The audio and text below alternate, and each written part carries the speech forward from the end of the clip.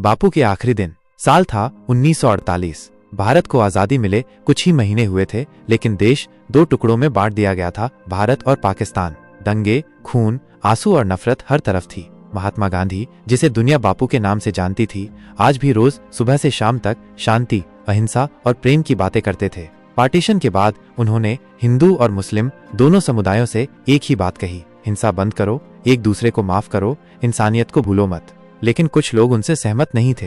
कुछ लोगों को लगता था कि गांधी जी ने हिंदुओं के हितों को छोड़ दिया है।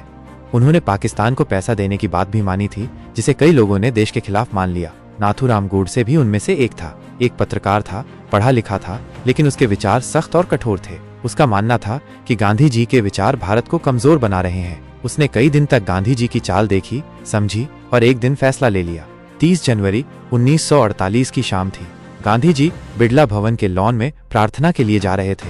उनके हाथ में एक छोटी सी लाठी थी, चप्पल नहीं पहनी थी। धीरे धीरे चल रहे थे।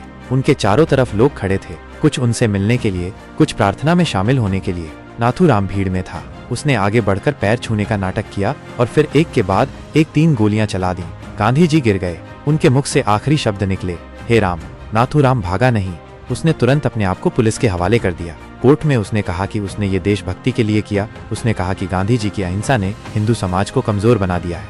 लेकिन उस गोली ने सिर्फ एक शरीर खत्म किया था, एक विचार को नहीं। गांधी जी उस दिन शहीद हुए, लेकिन उनके विचार अमर हो गए। देश भर में रोष था, शोक था, लोग सदमे में थे। बापू चले गए थे, लेकिन उनका सपना, उनका दर्शन, उनका प्रेम, वो सब लोगों के दिल में रह गया। आज भी जब कोई सच्चाई और अहिंसा की बात करता है, तो कहीं न कहीं गांधी जी याद आते हैं। नाथूराम ने समझा था कि उसने गांधी को खत्म कर दिया, लेकिन असल में उसने गांधी को अमर कर दिया।